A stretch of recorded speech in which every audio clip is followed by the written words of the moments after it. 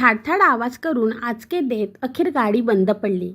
डॉक्टरांना अंदाज आलाच होता. गाडी म्हणावा तसा वेग पकडत नव्हती. डॉक्टरांनी घड्याळावर नजर टाकली. रात्रीचे 11:30 झाले होते. त्यांनी रस्त्यावर पुढे मागे नजर टाकली. चीट पाखरू पण दिसत नव्हते. हा चीट पाखरू नव्हे, पण मधूनच काजव्यांचे थवे लुकलुकताना दिसत होते. मान्सून सुरू होऊन 2-3 आठवडे झाले असावेत. रस्त्याच्या बाजूला चिखलात बेडूक डराव आवाज करत होते. रातकिडे किर्र करत होते. बस एवढीच काय ती हालचाल. ह्या आड रस्त्यावर माणूस भेटायची शक्यता नव्हती. कोण येणार रात्री अपरात्री या रस्त्यावर? डॉक्टर आले होते कारण एक बाप्यागडी सायकल हाणी त्यांना बोलवायला आला होता. त्याच्या गावरान चेहऱ्यावर भीती आणि आजीची छाया होती. विनंती होती. त्याची म्हातारी शेवटचे आचके देत होती. काय ओढून ठेवलंय हे त्या रांगड्या गड्याला आधीच समजले असावे. पण जाताना म्हातारीला कमी त्रास व्हावा एवढीच त्याची मनोमन इच्छा असावी. असे तसे म्हातारीला सोडण्याची त्याला इच्छा नव्हती. आपल्या परीने आपण म्हातारीचे केले, निदान एवढे तरी समाधान. चंद्र नुकताच कुठे उगवत होता. काळ्या निळ्या आकाशात तारे चमकत होते. आजूबाजूच्या झाडावर अनोखी गूढ छाया पसरली होती. झाडांच्या सावलीत अनामिक भीती जंगली श्वापदासारखी दबा धरून बसली होती. मध्ये जंगलात विखुरलेल्या पालापाचोळ्यावर पावलांचा आवाज येत होता. डॉक्टर कुणीतरी आवाज दिला. डॉक्टर दचकले. निव्वळ आभास होता तो. अशा रात्रीच्या वेळी जंगलात सगळे काही निराळे भासते. झाडे अकराळ विक्राळ राक्षसासारखी अंगावर धावून येतात, तर घुबडाचे घुटकार माणसांच्या हाकासारखे ऐकू येतात. मानवाच्या मनात वास करणाऱ्या प्राचीन भीतीने फडा काढला होता. गाडीत झोप येणे मुश्किल होते. त्यापेक्षा त्या समोरच्या पडक्या घराचा आसरा घ्यावा. निदान तिथे भिंतीचे आधार तरी मिळेल. शिवाय तिथे मिणमिणता दिवा दिसत होता.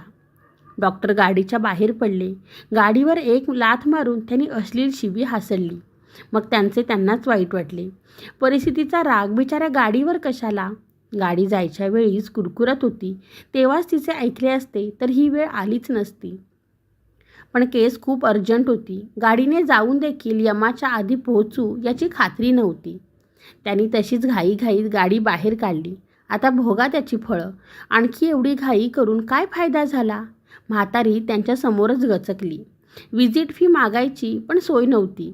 पदरचे पेट्रोल गेले. त्यातून इथे ह्या आडवाटेवर नेमका गाडीने दगा दिला. दूरवर माचाणीचा घाट दिसत होता. सह्याद्रीचा काळा पहाड छाती काढून उभा होता. त्याच्या अंगावर मुंग्याप्रमाणे गाड्या ये जा करत होत्या. घाटात येणाऱ्या जाणाऱ्या गाड्यांचे ठिपक्यासारखे दिवे लुकलुकत होते. डॉक्टरांना अकबर बिरबलची गोष्ट आठवली आणि त्या परिस्थितीतही हसू आले. बुडत्याला काडीचा आधार.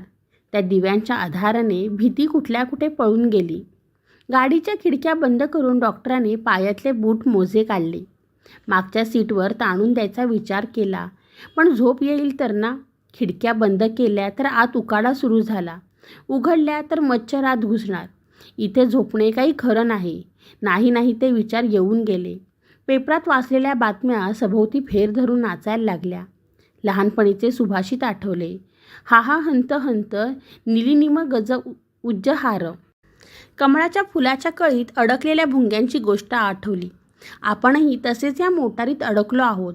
सोसाट्याचा वारा आला आणि झाडाची वाळकी फांदी वा झाडच मोटारीवर कोसळले तर? अवचित धोधो पावसाने पूर आला आणि गाडीला माझ्यासह स्वाहा करून पाणलोट दरीत कोसळला तर? ही अगदी अलीकडे वाचलेली बातमी होती. गाडीतले 3 लोक हकनाक बळी गेले. काळही आला होता आणि वेळही आली होती. विद्युलतेने गाडीवर झेप घेतली तर? गाडीवर वीज कोसळली तर आतली माणसे सुरक्षित असतात असे काहीसे वाचल्याचे त्यांना आठवले. पण आज त्याची सत्यता आजमावायची त्यांना इच्छा नव्हती. नेमके अशा वेळी नको त्या आठवणी समोर येतात. अगदी सुरुवातीच्या उमेदीच्या काळात केलेल्या चुका. एका तरुण स्त्रीच्या प्रसूतीच्या वेळी केलेली घोडचूक. डॉक्टर, त्यावेळी तुम्ही माझी सुटका केली नाहीत, पण आज रात्री मी तुमची सुटका करणार आहे. चला, मी तुम्हाला न्यायला आले आहे. डॉक्टर मरणाचे घाबरले. त्या स्त्रीचा चेहरा समोर आला. तिला जगायचे होते. तिची नजरच सांगत होती. तो चेहरा त्याची पाठ सोडायला तयार नव्हता. त्यांच्यासमोर किती पेशंट गेले, पण असा पाठलाग कुणी केला नव्हता. जे गेले ते जाणारच होते, पण ती स्त्री, तिची केस निराळी होती. त्यात एकाची भर ही आजची म्हातारी.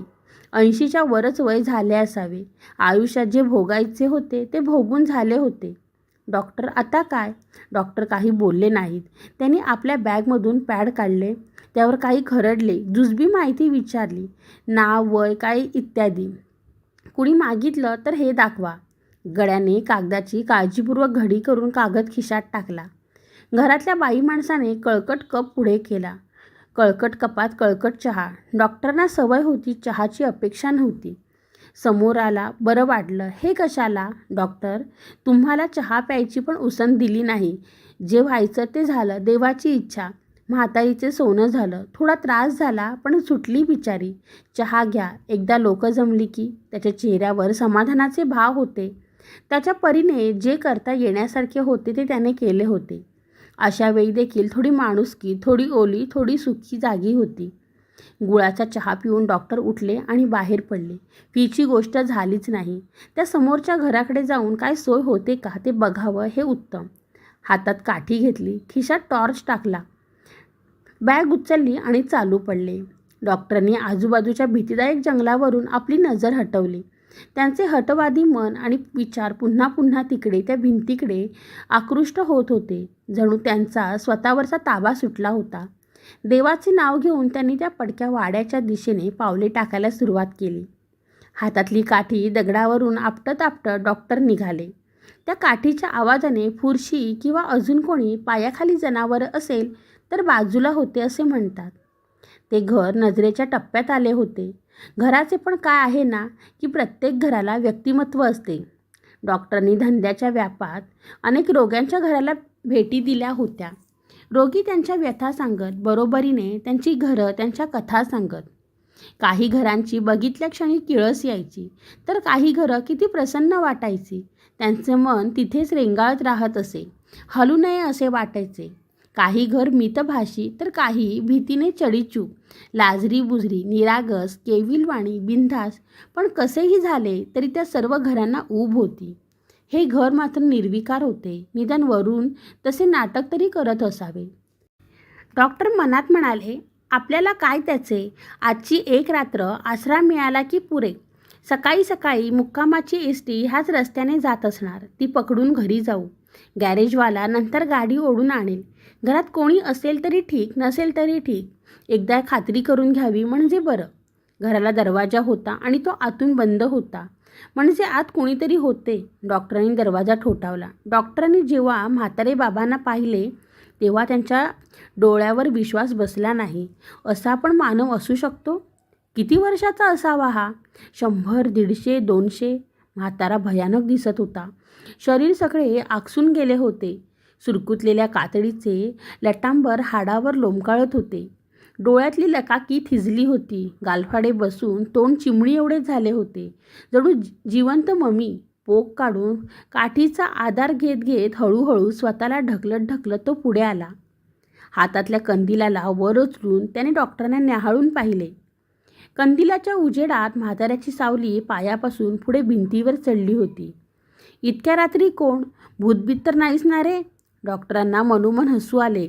भूताला सरळ तू भूत आहेस का रे? अरे, असे विचारल्यावर केवढे धैर्य असायला पाहिजे. खरं तर डॉक्टरांनीच हा प्रश्न म्हाताऱ्याला विचारायला पाहिजे होता. समजा मी भूत असेन तर मला काय दरवाजातून हाकलणार? विचारपूस नाही करणार? नाही, दरवाजावर आलेलं भूतही देवासमान असते. पण माझ्या घरात आधीच काय कमी भूत आहेत, म्हणून त्यात अजून एकाची भर. बाजूला एक खोली होती. दरवाजा बंद. आतून विव्हळण्याचा आवाज आला. म्हाताऱ्याने तिकडे दुर्लक्ष केले. अशा अवेळी आणि आडवाटेला घराचा दरवाजा भूताशिवाय कोण ठोठावणार? आता मीच आलो आहे ना, आणि मी भूत नाही. म्हातारा वळला. त्याच्या पाठीपाठी डॉक्टर अंगतुकासारखे. मी बाहेर पडवीत चुपचाप गुमान पडून राहील. तसे नाही रे बाबा. हा इकडे विव्हळणार, भेसूर रडणार. मला सवय झाली आहे. तुला कोण आहे तो? डॉक्टरांच्या अगदी ओठावर आले होते, पण त्यांनी स्वतःला सावरले. नसत्या चौकशा कशाला? असेल कोणीतरी आजारी. डॉक्टरांनी आपली कथा आणि व्यथा म्हाताऱ्याला ऐकवली. अरे रे, रखमा अखेर गेली. तुमच्या ओळखीची होती? ओळख म्हणजे गावात सगळेजण सगळ्यांना ओळखतात. म्हाताऱ्याचे किडूक शब्द रेंगाळत रेंगाळत वातावरणात वेरून गेले. रातकिड्याने सूर पकडला होता तेव्हा हे असं आहे. या सगळ्या व्यापात मी असा फसलो आहे. डॉक्टरांनी हात जोडले. मला आजची रात्र इथे काढू द्या. वाटले तर पडवीत झोपेन, म्हणजे तुम्हाला त्रास नको. सकाळी मुक्कामाची एसटी परत जाते, ती पकडून मी तालुक्याला चालला जाईन. बंद खोलीतून पुन्हा आरडाओरडा सुरू झाला. डॉक्टरांना मनोमन वाटले की जो कोण त्या खोलीत आहे त्याला आपले इथे राहणे पसंत नसावे. तो जो कोणी त्या खोलीत आहे त्याची तब्येत बरी नाही आहे का? का विवाळत आहे मगा धरून? मी त्याला तपासून औषध देऊ का? नको, त्याचा काही इलाज नाही. लई इब्लीस बेणा आहे ते. रडत रडत आले. रडत रडत जाणार. तुम्ही काय लक्ष देऊ नका. तुमचे काही खाणेपिणे झाले आहे का? का घेता जेवून एक डाव? समोरच कढईत पिठलं पडलं होतं. भाकऱ्या दिसल्या नाहीत. असतील इकडे तिकडे फडक्यात बांधून ठेवलेल्या. ते बघूनच डॉक्टरांचे मन उडाले. जेवणाची इच्छा मरून गेली. जेवण किती शिळे असेल? काही अंदाज? 2-3 दिवस की 100-200 वर्ष? आमचे जेवण तुम्हाला पसंत पडलेले दिसत नाही, म्हातारा गडगडाट करत बोलला. बरं मग चहा तरी? शरीरातला कणनकण चहासाठी आसुसलेला होता. एकदम हो म्हणणे डॉक्टरांना प्रशस्त वाटेना. चहाचे रंगरूप कसे असेल हा एक भाग होताच. थोडे आढेवेढे घेऊन हो म्हणून मोकळे झाले. पुन्हा आतून भेसूर आवाजातले रडे सुरू झाले. चूप, पाहुणे आले ते पण कळत नाही. म्हाताऱ्याने इथे एक शिवी हासडली. तो जो कोण आत होता त्याला ती पावली असावी, कारण आवाज बंद झाला. तुला पण देतो, नाहीतर अख्खी रात्र झोपू देणार नाहीस. कुठून तरी गार हवेचा झोत डॉक्टरांना शोधत शोधत आला. डॉक्टरांच्या अंगावर सर्कन काटा आला. शरीरातला प्रत्येक स्नायू भयकंपित झाला होता. बाबा, इकडून फारशी रहदारी नसावी नाही का? कोण येणार ह्या आडवाटेला? मी आपला घाईत होतो, लवकर पोचावे म्हणून हा रस्ता पकडला. सगळे तुमच्यासारखेच येतात आणि फसतात. फसलेले सगळे मग ह्या झोपडीच्या दाराशी. मीही झोपडी त्यासाठीच तर बांधली नव्ह का? म्हाताऱ्याच्या बोलण्यात कडवटपणा नव्हता. अरे, तुमच्यासाठी चहा करायचा आहे ना, विसरलो होतो मी. आमच्या रडरताउलापणाला पाहिजे असणार. म्हातारा उठला आणि आत गेला. जाताना कंदील घेऊन गेला. घरात एकच कंदील असावा बहुतेक. चहा आणला. म्हाताऱ्याने एक कप बंद खोलीत नेऊन दिला. डॉक्टर त्या बंद खोलीतल्या रहस्याबाबत विचार करत होते. बाबा, एक विचारू का? रागावणार नसाल तरच. राग येण्याचे दिवस मागे पडले. आता कशाचे काहीही वाटत नाही. नाहीतर या रड्याला मी इतके दिवस सांभाळले असते व्हय? तू एक दिवस इथे राहून बघ. 24 तासात ठार वेडा होशील. तू काय विचारणार आहेस ते देखील मला माहीत आहे. हेच ना की त्या खोलीत कोण आहे? तो असा रात्रंदिवस का ओरडत असतो? येणारे सर्वच हा प्रश्न विचारतात. ऐक, ते माझ्या एकुलत्या एक मुलाचे भूत आहे. म्हाताऱ्याच्या आवाजात मार्द होते, पण त्यांची नजर डॉक्टरांच्या पाठच्या भिंतीवरच्या बिंदूवर होती. भूत झाला तरी काय, शेवटी माझाच मुलगा आहे ना तो. म्हातारा त्या बिंदूशी बोलत होता. मी त्याची काळजी नाही घेणार तर कोण घेणार? डॉक्टरांना वाटले की म्हातारा अलंकारिक भाषेत बोलत असणार. मुलगा बहुधा मंदबुद्धीचा असावा किंवा वेडा. एकेकाचं नशीब धर सोडवत नाही, धरवतही नाही. असे लोक काही वेळा हिंसक बनतात, मग त्यांना बांधून ठेवावे लागते. बिचारा म्हातारा. डॉक्टरांचे मन उदास झाले. मरेपर्यंत घोर. दोघांपैकी जो मरेल तो सुटला म्हणायचा. तसं तर सगळे सुटणारच आहेत, पण केव्हा? मरणाच्या प्रतीक्षेत दोघेजण. देव पण महान. जो मरणाची आतुरतेने वाट पाहत आहे त्याला तात्काळ ठेवतो. आणि डॉक्टरांनी आपल्या मनाचा केर काढला आणि दिला ढकलून नंतर मनाच्या टोपलीत. तत्वज्ञान ऐकायला आयुष्य पडले आहे. झोपावे झाले. डॉक्टरांनी एक लांबलचक जांभई दिली. झोप आली जाणून. म्हातार बडबडला. त्याने डॉक्टरांना भोकाभोकाची सतरंजी अंथरून दिली. ती सुद्धा हजारो वर्षापूर्वीचीच असावी. डॉक्टरांचे मन करेना. शेवटी अंग टाकले. सकाळी 7ला एसटी जाते. 6:15ला उठायला पाहिजे एसटी पकडायची असेल तर. चुकली तर एकदम दुसऱ्या दिवशी. म्हाताऱ्याने वॉर्निंग दिली. बाबा, तुम्ही उठलात की मला आवाज द्या. म्हातारा केव्हाच डाराडूर झोपी गेला आणि आता तर चक्क घोरायला लागला. त्याच्या घोरण्याची संगीतात झोप येणं शक्यच नव्हते. पण हातपाय लांब करता आले तर बऱ्यापैकी विश्रांती मिळेल. तेही नसे थोडके. डॉक्टरांनी म्हाताऱ्याच्या घोरण्यावर मन केंद्रित केले. त्यामुळे फायदा असा की रातकिड्यांचा आवाज ऐकण्याचे टळले. म्हातारा स्टाईलमध्ये घोरत होता. हजारो वर्षाची प्रॅक्टिस असणार का कोण जाणे. डॉक्टरांना राहून राहून वाटत होते की हा सगळा सेटअप हजारो वर्ष पुरातन असावा. तो म्हातारा, त्याचा वेडा अपंग मेंदूचा मुलगा, ज्याला म्हातारा भूत म्हणत होता. युगानयुगे वाट चुकलेल्या मुसाफिरांना पिठले भाकरी खिलवणारा, किमान चहा पाजणारा तो प्राचीन म्हातारा. येथे पहारा करायला त्याला कोणी सांगितले? कशासाठी ही झकमारी? डॉक्टरांना स्वतःची लाज वाटली. काय हे आपले आयुष्य? हा म्हातारा आपल्यापेक्षा बरा. त्याच्या जगण्याला काही कारण आहे, अर्थ आहे. निदान हा आड रस्त्यावर फसलेल्यांना रात्रीचा आसरा देतो आहे, ते सुद्धा फी न आकारता. जनतेची सेवा वगैरे निरर्थक शब्दाची कलही न लावता. हे असले विचार मनात आल्यावर डॉक्टरांना स्वतःची भीती वाटू लागली. एखाद्या अदृश्य शक्तीने ताबा घेतल्यासारखे वाटू लागले. ती शक्ती आपल्याला कुठे घेऊन जाईल? आपल्या हातून काय कामे करून घेईल? ती आपल्याला उचलून जंगलात श्वापदांना खायला घालेल की? डॉक्टरांच्या डोक्यात उलटसुलट विचारांची गर्दी झाली. आपण जागे आहोत की झोपी गेले आहोत हे पण समजण्याची जाणीव राहिली नाही. डॉक्टरांना स्वप्नांमध्ये स्वप्न पडत होती. हा म्हातारा इब्लीस असावा आणि वाट चुकलेल्या वाटसरूंचे आत्मे गोळा करून विकत असावा. आतल्या खोलीत त्याने असंच कोणाला तरी पकडून ठेवला असावे. मुलगा वगैरे सब झूट. आतून भेसूर रडण्याचे सूर यायला पुन्हा एकदा येऊ लागले. आत कोण आहे हे दिसत नव्हते, पण त्या सुरांचे मनामनाचे ओझे अंगावर येऊ लागले. भसाड्या आवाजात गायलेले गाणे. म्हातारा मात्र डाराडूर झोपला होता. डॉक्टर तिरीमिरीने उठले. हा आपल्याला सुखाने झोपूच देणार नाही. 1-1.5 तासांची झोप पण नशिबात नाही. त्यांच्या बॅगेत झोपेच्या गोळ्यांची बाटली होती. 1 गोळी घेऊन झोपावे झाले, पण त्यात रिस्क होती. आता जवळजवळ 4 वाजले होते. गोळी घेतली तरी सकाळी उठण्याची भ्रांत. आज जाऊन त्याला गोळी द्यावी का? बिचारा युगानुयुगी झोपला नसावा. 1 रात्र झोपला तर म्हाताऱ्याचे उपकार फेडल्यासारखे होईल. डॉक्टर उठले, बॅग उचलली, त्या बंद खोलीची कडी काढली, हळूच आत पाऊल टाकले. आत विव्हळणे आता बंद झाले होते. 5 मिनिटांनंतर डॉक्टर बाहेर पडले तेव्हा त्यांच्या चेहऱ्यावर समाधान होते. अंथरुणावर पडले आणि ताबडतोब झोपी गेले. सकाळी 6-6:30 वाजता म्हाताऱ्याने डॉक्टरांना हलवून हलवून जागे केले. उठा डॉक्टर, घरी जायचे आहे की इथेच राहायचा बेत आहे?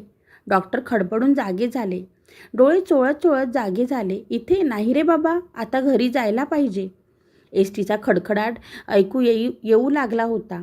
डॉक्टरांनी आपली बॅग उचलली, टॉर्च खिशात टाकला आणि जाण्याची तयारी केली. ए म्हाताऱ्या, मला इतकी वर्ष डांबून ठेवलेस. 1 दिवस बाहेरची ताजी हवा घेऊ दिली नाहीस. हाडे मसणात जायची वेळ आली तुझी, तरी थेरडेगिरी संपली नाही. पोटच्या भूताचं भविष्य बर्बाद केलंस. आता मी मोकळा झालो आहे. आता डॉक्टर झोपला आहे, सांभाळ त्याला.